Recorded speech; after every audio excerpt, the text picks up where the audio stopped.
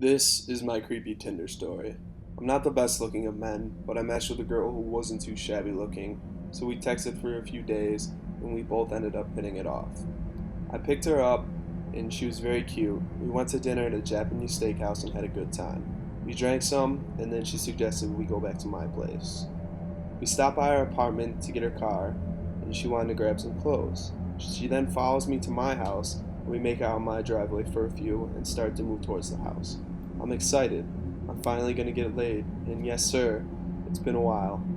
So we're on my porch and she goes, "Ew, what's that?" and points to this baseball-sized toad that hangs out on my porch. This is his second year there. Anyways, I explain he's a cool guy and I knocked the beetles off my porch light for him to eat. And she walks over to him slowly, looks at me like an intense eye contact, and proceeds to stomp the toad on my porch. Now at this point, I was experiencing several emotions: shock, anger, rage. I shouted at her, "What the fuck? Why'd you do that?" To which she replied, "I only wanted to make you mad so you'd fuck me hard." I was speechless while I processed what I had just witnessed. I told her to get the fuck off my property. She flips out, we yell back and forth. I sprayed her with a hose and she finally leaves, only to show up 20 minutes later, to my horror, topless and on my deck in the backyard. She walked from down the road and pulled 6 pickets down from my fence to get in the backyard. I called the cops, to which she cried her way out of trouble, and then left, only for me to never see her again. I had a Tinder date for the evening. We talked for a couple hours, drank some wine, and watched a movie, and then we had sex. Then things went a little downhill. We laid in bed, and suddenly it looked like she was about to black out. So I helped her sit upright and asked if I could help her with anything. I got her some water and stuff, but she didn't speak a word. She just sat there with her hands in her hair for a couple minutes and then puked all over my sheets. At this point, I wanted to get her to the shower, ASAP, but she was just stunned or something. I didn't know what to do. After a couple minutes, I finally convinced her to get up and brought her to the shower so she could clean herself while I could clean the sheets and all that. After 5 minutes, I checked on her to see if she was okay. She would just sit on the floor with the shower running and wouldn't talk. It was all very awkward. After 20 minutes or so, I brought her a towel and some clothes. We sat on the edge of my bed, and she told me that she was born without a womb.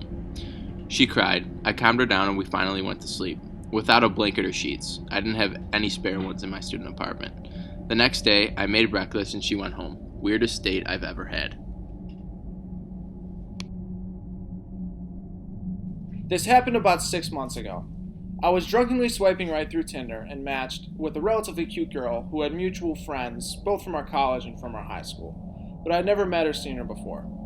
I proceeded to casually message her with some of my usual flattering pickup lines, not thinking too much about it. We sent maybe 10 or so messages before I passed out in bed. The next day I woke up and realized that my beer goggles were definitely on the night before because the Tinder girl was a beast. Think of female Gary Busey who participated in chicken wing eating contests every weekend. So of course I did not message her and went on with my day as usual. I got home at around 7 p.m. and decided to take a quick 20-minute nap. The quick nap soon turned into 5 hours of sleep. It was now 2 a.m. and my phone was dimly lit, showing I had 5 unread text messages from a number that I did not recognize. The text messages went as follows. 11:30 p.m. Hey, what are you up to tonight? 11:50 p.m. Hey, you there? 12:17 p.m. Are you ignoring me? 12:35 a.m. Really? After the night we had last night? 12:56 a.m. I bet if I came to your apartment, you'd have to talk to me. So at this point I was shitting myself at the thought that if this girl was capable of getting my number, there's no reason she wouldn't be able to find out my address as well. I jump out of bed, use my phone light, and scan the room, checking every corner and underneath my bed for signs of life. Nothing. Still panicking, and grab the closest object to me to use as a weapon. A lavender-scented Febreze spray bottle, aka a desperate man's pepper spray. So now, with Febreze bottle in hand, I quietly open my bedroom door and point the nozzle left to make sure the coast was clear. As I turn right to do the same, my heart drops as I see a horrible sight. The front door is unlocked, but still, I can't tell if Tinder girl is bluffing, so the house search continues. I walk down the dimly lit hallway, pointing the Febreze bottle around each corner. I pass the closet, the kitchen, and now I'm approaching the living room when I see a bluish light reflecting off the walls. It was coming from the TV. Did I leave the TV on when I went to take my nap? If so, why was it on mute? I'm freaking out now and not thinking logically. My only thought is that I need to confirm that there is another human in this house before I can call the police. I'm now standing at the corner of the hallway next to the living room. I can see the TV is on but cannot see the couch where a person would be sitting. Too scared to turn to the corner, I take out my phone and call the person who sent me the 5 text messages. I turn down the volume almost all the way as I stand there and wait for the call to connect. My phone eventually connects and makes the first ring, and then I hear it. I hear the sound that still haunts me to this day. The original iPhone ringtone, and it's coming right from the living room. I stand there in shock, not knowing what to do next.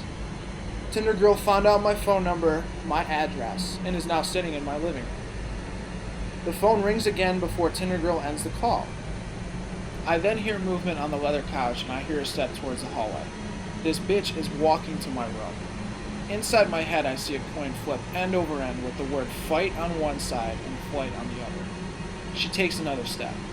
The coin is still flipping. Another step. The coin hits the ground and is spinning. Another step. She's right around the corner now. The coin lands and I read the words written on the top. Fight. Another step, I can see her shoe in hand around the corner.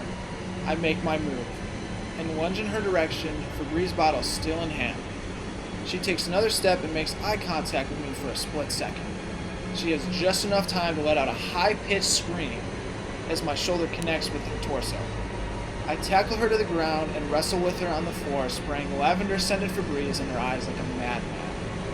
The wrestling feels like it takes a lifetime, but in reality I had her pinned down within a few seconds. I point the Febreze bottle at her face. She's crying now, desperately trying to rub her eyes. I don't budge and start screaming questions at her. I don't remember everything I asked her, but I do remember asking over and over why she was in my apartment, how did she get my address, my phone number, etc.